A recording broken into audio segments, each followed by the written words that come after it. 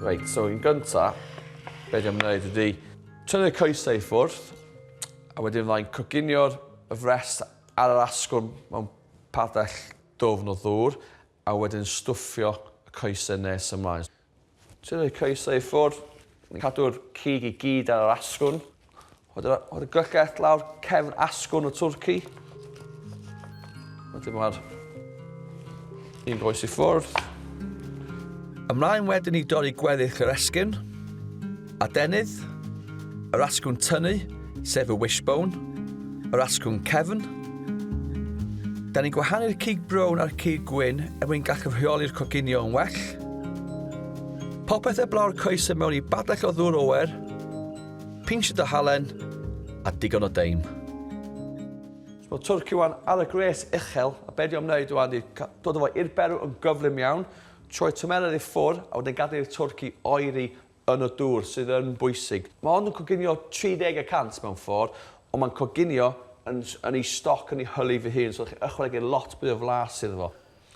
Reit, tra bod y Twrci o fyny i'r berw, dwi'n baratoi y coesau Twrci. So be dwi'n wneud ydy tynnu'r asgwrn allan. Mae'r asgwrn yn mynd trwy'r canol.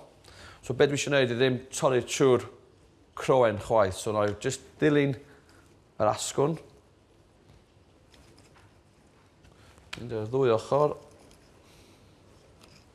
Os ydy'r glychell yn erbyn yr asgwrn, ydych chi'n saff. Ydych chi'n gwybod bod ydych chi ddim yn gwastraffu ddim cig. Mae dan yma'n bwysig bod yn defnyddio cyllell da. Dyna'n un cyntaf.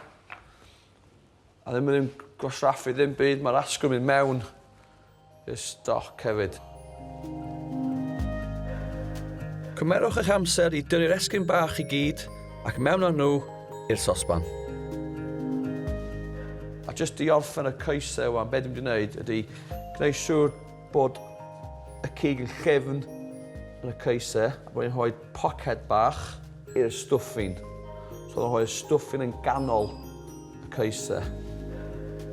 Y stwffin sy'n nesa, mae angen 10 kg o gig selsig, yna ychwanegu bricyll sych wedi hyneru, chigeiron sych, cranberries, a rhoi sych yn amsugno'r brasted yn well, pinsiad o halen a nionod mewn pupur carabi allspice sydd wedi'i goginio yn barod, teim a'i gymysgu'n dda.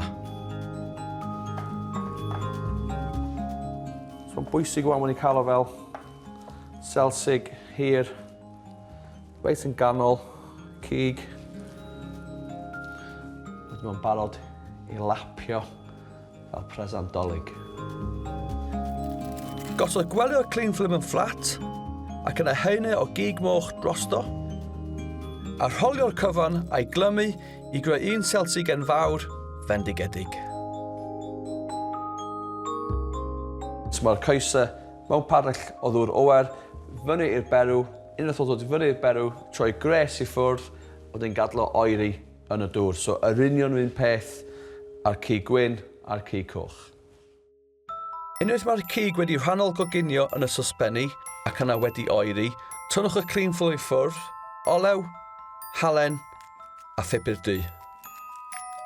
A gwan, mewn i'r popdy, 160 am awr a 20 tan yn barod ac yn frown.